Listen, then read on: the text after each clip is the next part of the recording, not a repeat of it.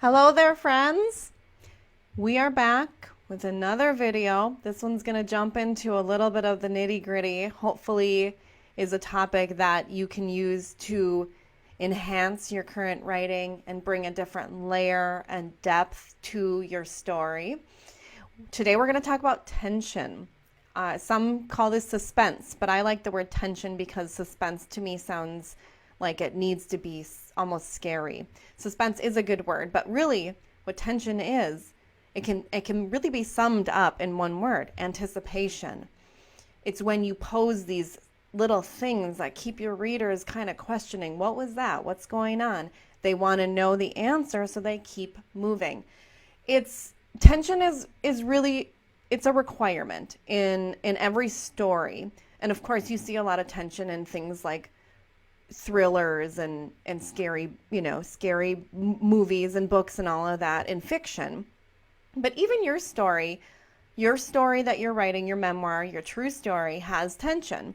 Tension isn't always big, and it's not something that has to be a huge conflict. So we're going to talk about this because there are ways you can just infuse a little bit more tension, kind of crank up the dial a little bit here. So tension is pretty much the anticipation of something, and I want you to think about when you have two people, these two uncontrollable elements, right? These two people are flirting, they're interested in each other. Neither one of them knows what's going to happen. Neither one of them knows really what the other person's thinking. They're kind of anticipating, like, where is this going to go? What's going to happen? Where will this all lead to? And it's sort of this kind of heightened thing, and it fills you up a little bit, and you sit a little taller, and you're kind of on the edge of your chair, and you're going, okay, I'm in this. I'm wondering where this is going to. I'm with you. So you can kind of see these scenes in movies where you're like, ooh, there's some spark. There's some chemistry there. What's going to happen? It's that what's going to happen that really is where you see that your anticipation, your tension is working. So you kind of want your readers to be questioning, well, who was that guy? Well, what's going to happen? What's going on in the next scene? I don't even know where this is going to go. So they're really like leaning into your story with you and like, okay, move it. I want to see what's going on. They're getting like impatient with you. So it's really what drives your story forward. You hear me talk about narrative drive. This is kind of what, like, think of it like the gas pedal, okay? No, this doesn't mean tension needs to be like cranked down, pushed pedal to the metal the whole time. Tension can be loosened and tightened, and it can really vary throughout your story, but really it's almost nearly impossible to keep tension at an all-time high or low throughout an entire story. It just doesn't happen, and it shouldn't happen. Tension should really be an up and down thing. You don't want your reader in complete tension the entire time. Of course, you're going to need to infuse some backstory and all of that has much less tension than something like that moment of, oh my gosh, I can't believe that just happened. So let's dive in. There are some ways that I want you to think about infusing more tension into your book. And before I jump into these couple techniques, I want to just make it clear that tension doesn't just have to happen when there's a conflict, but as you lead to a conflict, as you lead to your climax, the tension will naturally rise. This is going to be like, you kind of start out lower tension. We get the gist of what's going on. We maybe are like feeling a little like, what's happening here? But as a conflict arises, you're going to feel more tension. So it might feel like the tension in your story ebbs and flows with your story arc of where that conflict is and where, the crashes are and all of that. That's okay on a grand scale, but I want you to sort of dial it in and look at this in the context of your smallest parts, your sentences and your words, and each scene could have its own level of tension. So take a very close look at this in order to bring some more depth and pull your readers in with you. This is what will pull them in. All of these amazing prompts you guys are writing in the group, there are some where I'm like, oh, okay, what happens next? So I know you know how to do this, but I want to make sure that you have these tools in order to apply to a bigger piece like a book. So here's a few ways that you can really infuse more tension in your writing. Number one, you can write in shorter sentences. When you write in long, flowy prose, the tension is easy to diffuse because you're kind of explaining, you're getting into the muck a little bit, you're trying to, maybe it sounds more poetic at times to really tie these beautiful sentences together.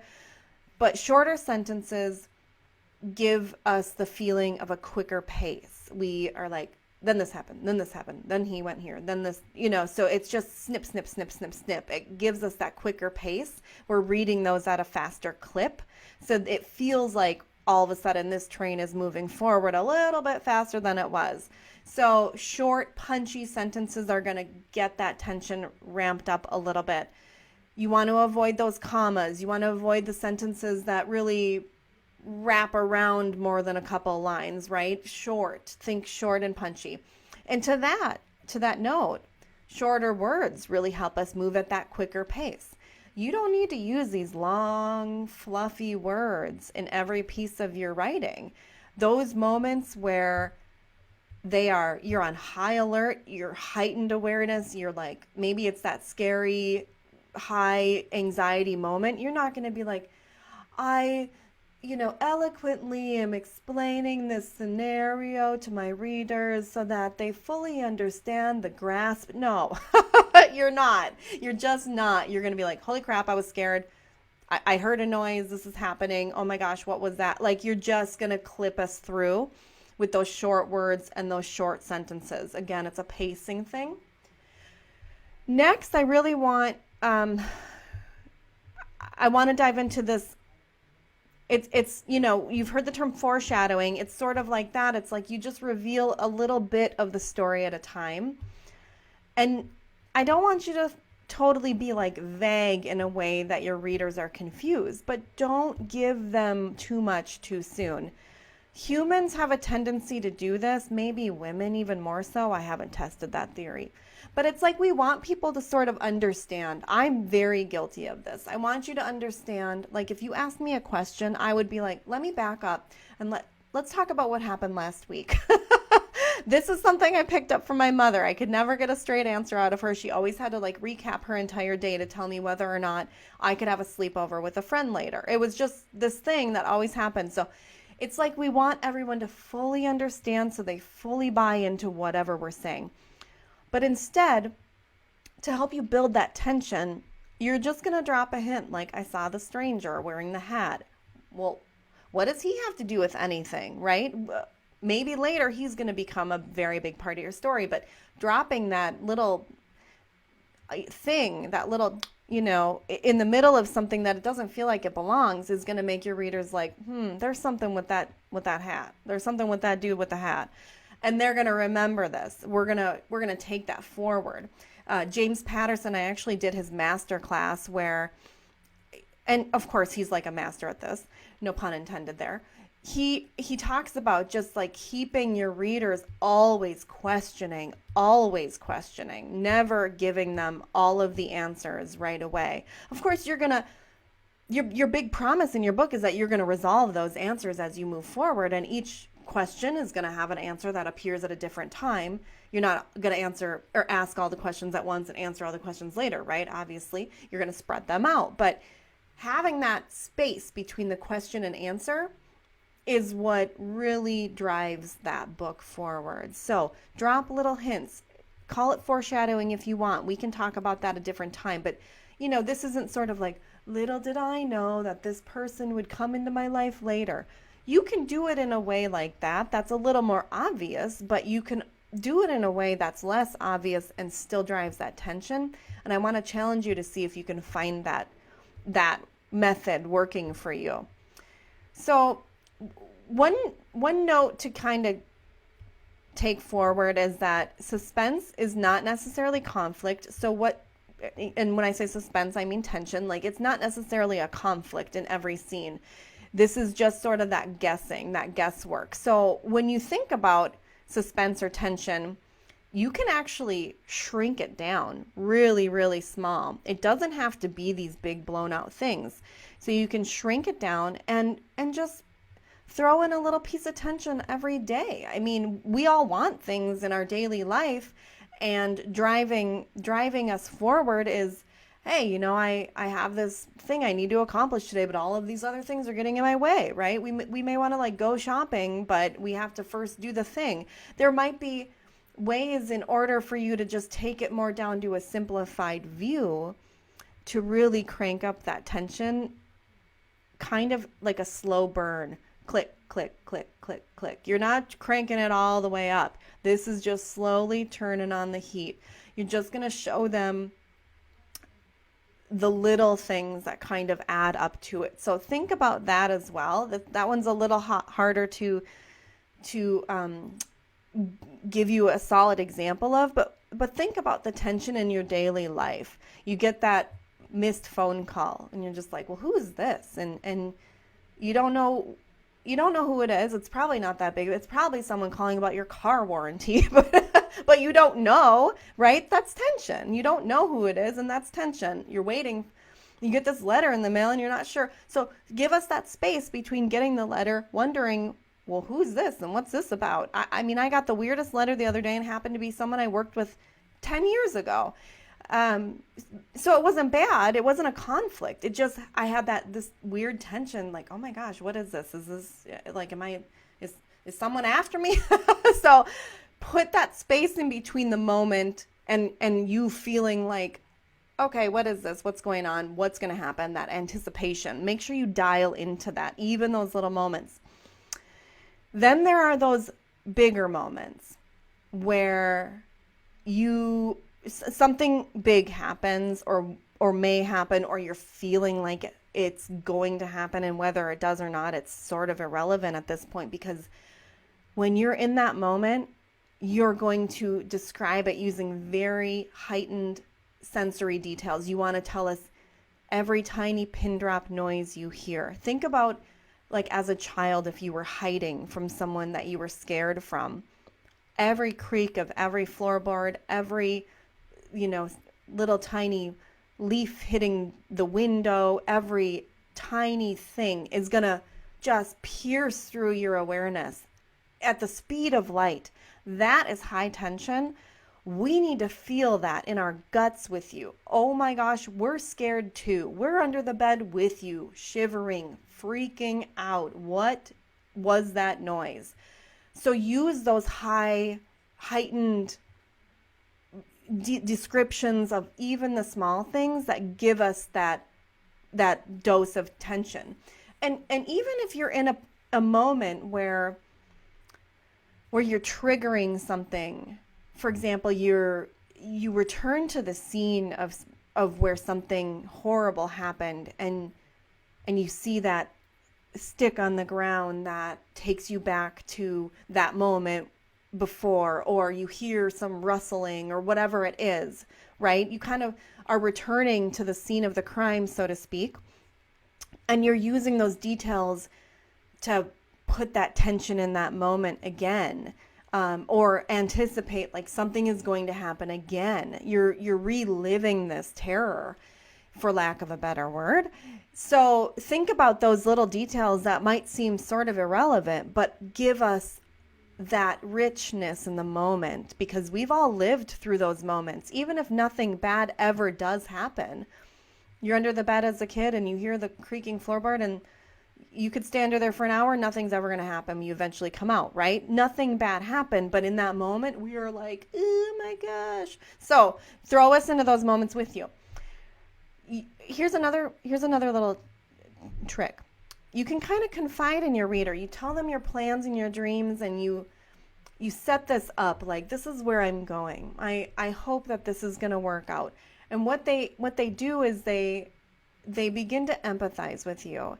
And when the thing doesn't work out, or when you get it, right, they are devastated with you, or they're happy for you, right? They emotionally connect themselves to you because you've confided in them, like you would with your friend who would empathize with you because they're your friend and they're a feeling human. So you can kind of do that, and what that does is it allows the tension to be tangible in those emotional connections and in those emotional reactions. They're devastated for you. Ugh. One of our group members shared a story about a cat, and it was like, I was like, yes, just, the cat's hers, and then no, the cat's not. And then like it comes back and forth, and my emotions were up and down with her because I was feeling that for her. I was empathizing with her. So use empathy as your tool. And then if you have any time constraints or deadlines, the clock's ticking. Think of the show like 24 or whatever, like they only had 24 hours to do the thing in. If you had a deadline, continually remind your readers of where that is. Oh my gosh, I checked my watch and I can't even believe it's already noon, whatever. So that helps really pull the tension into the story and keep pulling the story forward. And kind of on a similar note, when you have a dilemma, you have to make a decision. You have to make a choice. There's clearly going to be sort of a timeline about when you need to make that choice. Choices can't live forever, but the longer they drag out, it's like the more difficult they are to make, or the more tension we feel in that dilemma. And take us through that thought process. Take us through those moments where you're like, I just don't know what to do. I'm stumped. That will really infuse the tension in your story. And then whenever there's external pressures, you got a boss yelling at you or a mom or a whatever, whenever there's these external pressures, just, describe how you're reacting to them. Describe how they're coming at you. Okay, another email from my boss and I can barely get dinner on the table, whatever, right? We're going to feel that tension. We're going to just feel like another thing sitting on your shoulder, another thing burying you underneath all of the other stuff you have going on. So those pressures can be used to push and pull. And that will really help with the tension. So to sum up, tension is your friend. Tension will connect you to your readers.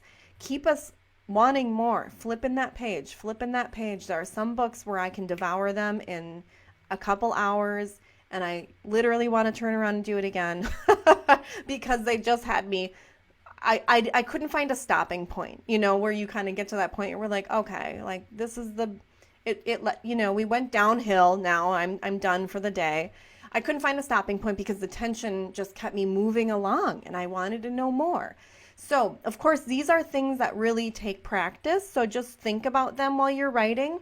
Consider where you might have a really great scene that you can amp up the tension. And as you do this more, you're going to feel more comfortable seeing where you can do it and applying some of these different techniques. You don't have to use them all. But maybe experiment with a couple and let me know how this goes. I would love to hear about it.